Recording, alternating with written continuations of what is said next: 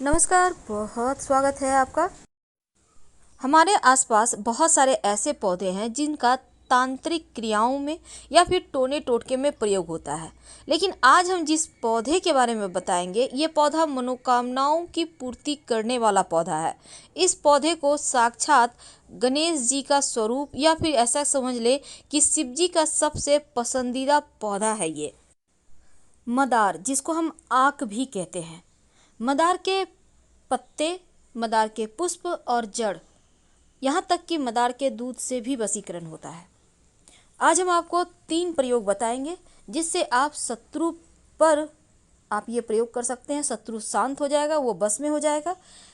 प्रेमी प्रेमिका love relationship में परेशानी है या फिर वैवाहिक जीवन में समस्या है तो भी इसका वशीकरण कर सकते हैं। पूरी तरह से सात्विक है, इसमें किसी को हानि नहीं होगा। और तीसरा, अगर नौकरी व्यापार में परेशानी है तो भी आप वशीकरण कर सकते हैं। देखिए, मदार के पत्ते से वशीकरण करना बहुत आसान है। सामान्यतः आप ये कह सकते हैं आक का पौधा आपको हर जगह मिल जाएगा, लेकिन जो सफ़ेद वाला आक का पौधा है जिसको मदार कहते हैं, ये सबसे ज़्यादा इसका ही असर होता है जब आप किसी तरह का कोई टोना टोटका प्रयोग करते हैं। तो आप पहले ही देख लें कि वैसे तो रोड साइड मिल जाएगा आपको ये पेड़, तो पहले ही आप ढूंढ के रखें कि ये पेड़ सफ़ेद आक का कहाँ पे है, फिर आपको ये प्रयोग करना है। और जब भी आप प्रयोग करें तो पहले जाकर निमंत्रण दे आए आक के पौधे के पास। कैसे देंगे? आप एक सुपारी, एक सिक्का और थोड़ा सा जल लेकर जाएं, किसी बोतल में भी ले जा सकते हैं, और पेड़ के पास जल अर्पित करें जड़ में। और फिर यहाँ पर सुपारी और जो सिक्का है उसको रख दें और उनसे बोलें, अपना परिचय दें, आप कौन हैं, आपके पिता का नाम क्या है, आप किस प्रयोजन से उनके पास आए हैं, और फिर उनको प्रणाम करके आप घर आ जाइए और अगले दिन आप प्रयोग करें। इस बात का ध्यान रखिएगा। तो चलिए देखिए, अब हम एक छोटा सा प्रयोग आपको बताएंगे। कई बार क्या होता है ना, आंकड़े या मदार का जो प्रयोग है कई प्रकार की तांत्रिक क्रियाओं के लिए किया जाता है।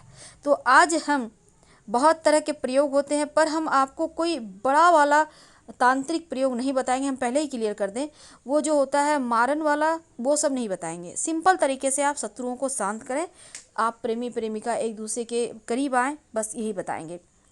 तो चलिए हम जानते हैं, एक बात जान लें कि जिस घर में, घर के बाहर, बाउंड्री वॉल के बाहर मदार का आक का पौधा होता है, उस घर में कभी भी किसी की नज़र दोष नहीं लगती, नकारात्मक शक्तियाँ प्रवेश नहीं करती।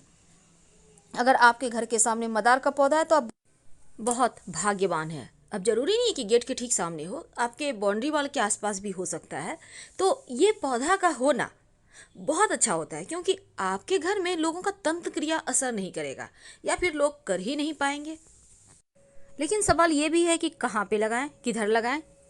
तो देखिए, उसके भी वास्तु में नियम है। आक का पौधा जो होता है ना, वो भले ही तंत्र क्रियाओं के लिए भी यूज होता है और उसको नष्ट भी करता है, और इसके दूध से भी वशीकरण होता है, इसके पत्ते का भी प्रयोग होता है।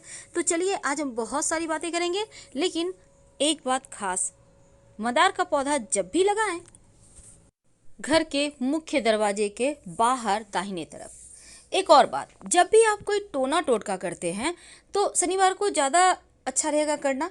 और पहली बात, आपको शुक्रवार के दिन ही निमंत्रण देकर आना होगा। आपको एक दिन पहले निमंत्रण जरूर देना चाहिए, ताकि आपकी मन्नत वो सुने, विनती सुने। अब जैसे आप किसी को बुलाने जाते हैं तो पहले से फ़ोन कर देते हैं, ठीक उसी प्रकार। तो सवाल ये है कि आप उनको निमंत्रण कैसे देंगे। देखिए, एक दिन पहले आप जाइएगा, एक लोटा जल, एक सुपारी, एक सिक्का लेकर जल अर्पित कर दें पेड़ की जड़ में। और कभी भी कर सकते हैं, सुबह से शाम तक, जरूरी नहीं है कि भूखे रहना, आप खा पी के भी कर सकते हैं। उसके बाद सिक्का और सुपारी उनके पास रख दें, जड़ के पास, और उनसे हाथ जोड़कर प्रार्थना करें, अपना परिचय दें, आप कौन हैं, आप किनके बच्चे हैं, क्यों आए हैं, और उनसे कहिए कि के साथ। तो सबसे पहले तो आप पहले से निमंत्रण दे के रखिए मदार के पेड़ को, आक के पौधे को।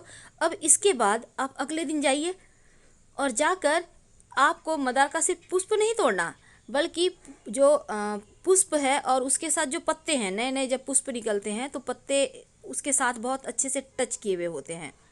तो आपको, या बड़े भी खिले हुए पुष्प हैं तो कोई बात नहीं, बस ये कोशिश करना है कि पत्ते भी आपको लेकर आना है। अब इसको लाकर आप, पत्ते और पुष्प लगा हुआ ही रहे, टूटे, उसको तोड़ना नहीं है। अब लाकर हनुमान जी के मंदिर में जाइए। अब हनुमान जी के जो चरणों में सिंदूर होता है, आप उसको थोड़ा सा उंगली से लें और लेकर अपने और उस व्यक्ति का नाम लिखें जिसके साथ आपको रिश्ते बेहतर करने हैं। यानी आप लव का भी नाम लिख सकते हैं यहाँ पर और जीवन साथी का भी नाम लिख सकते हैं। जिसको भी बस में करना चाहते हैं उसका नाम लिखिए हनुमान जी के चरणों के सिंदूर से। अब इसके बाद मौली धागा के द्वारा दोनों जो आपके जो पत्ते हैं ना, पुष्प को अंदर रखना है और पत्ते चारों तरफ से उसको कवर करके मौली धागा के सारे बांध दें और जो लिखिएगा वो पत्ते पर लिखना है। वशीकरण हो जाता है और ये प्रचंड वशीकरण है। इसको करने के बाद आप कहीं मिट्टी में दबा दें, पीछे मुड़कर मत देखिएगा, कभी भी खाली नहीं जाएगा। अब हम आपको एक छोटा सा प्रयोग बताएंगे। जब शत्रु विरोधी ज़्यादा परेशान करे, जब आपको लगे कि यहाँ से बाहर नहीं निकल पा रहे, शत्रु बहुत परेशान कर रहे हैं, तब एक छोटा सा काम कीजिए। आपको यहाँ भी निमंत्रण देना है पहले से, इस बात का याद रखिएगा। अब आपको ये प्रयोग देखिए, जिसको जो शत्रु है उसी के ऊपर कीजिएगा। आपको सफ़ेद वाला आक का पौधा है, वहाँ पर आप जाइए। अब पत्ते तोड़िए पौधे के और पत्ते से जो दूध निकलता है उस दूध से आक के पत्ते पर शत्रु का नाम लिखिए। यानी कि आक के पत्ते पर, मदार के पत्ते पर ही मदार के दूध से शत्रु का नाम लिखें और फिर इस पत्ते को वहीं पर ज़मीन के अंदर पेड़ के पास ही गड्ढा करके दबा दें और मिट्टी ढक दें। शत्रु बस में हो जाएगा, शत्रु शांत हो जाएगा और आप फिर परेशान नहीं होंगे। वैसे ये प्रयोग एक ही बार में काम करता है। संभव हो तो जैसे ग्रहण होता है, पूर्णिमा है, अमावस्या है, शनिवार है, इन सभी दिनों में अगर ये प्रयोग करें तो वो ज़्यादा असर करेंगे, जल्दी अपना असर दिखाएंगे।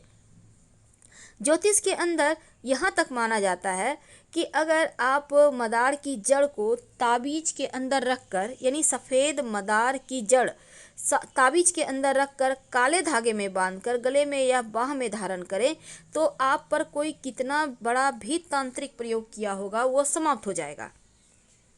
तो अगर आपको भी लगता है आपके घर के आसपास किसी ने कुछ किया है तो ये प्रयोग कर सकते हैं और 1 महीना के बाद मिट्टी में दबा दें।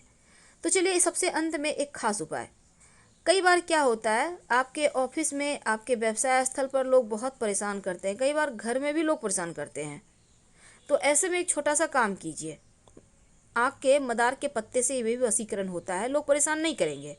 तो आपको मदार के पेड़ की जड़ किसी भी शनिवार के दिन थोड़ा सा तोड़ कर ले आइए, लेकिन पहले शुक्रवार की शाम निमंत्रण दे आइएगा। और इसके साथ ही एक पत्ता भी तोड़ कर ले आइए, आक का जड़ थोड़ा सा और एक पत्ता।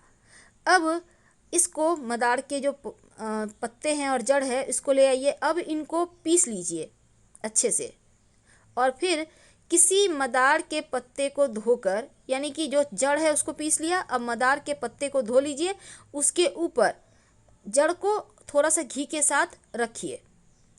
अब इसका आप तिलक कर सकते हैं, जिसके भी सामने जाएंगे वो बस में हो जाएगा। आप चाहें तो मदार के पत्ते भी पीस लें, मदार का जड़, मदार का पत्ता और थोड़ा सा घी मिक्स करके। ये प्रचंड वशीकरण है। आपके नौकरी रोजगार में भी आपको समस्या नहीं आएगी, कोई भी आपके सामने टिक नहीं पाएगा और ये वशीकरण तिलक है। वैसे तो आप वशीकरण के लिए यहाँ पर आप चाहें तो लाजवंती के पौधे का जड़ भी डालकर, पीसकर डालकर आप प्रयोग कर सकते हैं, इससे भी वशीकरण होता है। तो छोटे छोटे प्रयोग हैं पर इसके असर आपको बहुत लंबे समय तक दिखेंगे। अब देखिए, सफ़ेद मदार की जड़ और पत्ते से जो वशीकरण होता है वो कभी खाली नहीं जाता। तो अगर आप एक छोटा सा प्रयोग करें, जैसे कि एक सफ़ेद का मदार का एक पत्ता तोड़ कर ले आए और पत्ते को घर के बाहर कोने में दबा दें। जब भी कीजिएगा बस चुप रहना है। अब ये नहीं कि बातचीत कर रहे हैं, प्रयोग कर रहे हैं, बिल्कुल ऐसा ना करें। चुपके से करना होता है टोटका, जैसे कोई टोके नहीं, बातचीत ना करें। और शत्रु वाला आप उपाय जरूर कर लीजिए। बस आक के पौधे के दूध से ही लिखना है आक के पत्ते पर और आक के पेड़ के नीचे ही मिट्टी में दबा देना है। और जितने शत्रु उतने पत्ते पर लिखिएगा, एक ही पत्ते पर सारे शत्रु का नाम मत लिखिएगा। आपको तो पता है जब 10 साल पुराना आक का पौधा हो जाता है तो उसकी जड़ में गणेश जी की आकृति बन जाती है। और ऐसा कहीं आपको मिल जाए तो जरूर घर ले आइए और विधिवत पूजा आराधना करें। आपके जीवन में धन की कमी कभी नहीं होगी। लेकिन इसी आक के पौधे की जड़ को अगर आप शिवलिंग पर अर्पित कर दें और फिर इस जड़ को जो स्त्री संतान की चाहत रखती है वो अपने कमर में सफ़ेद धागा या लाल धागा में बांध कर पहन ले तो 3 महीने के अंदर गर्भाधान होता है, संतान की प्राप्ति होती है। तो ये प्रयोग वैसे तो आप किसी भी पुष्य नक्षत्र में कर सकते हैं, नहीं तो किसी भी सोमवार को शुक्ल पक्ष की। तो हम आपसे विदा लेते हैं। जानकारी अच्छी लगे तब लाइक कर सब्सक्राइब करें, अपनों से शेयर करें। धन्यवाद।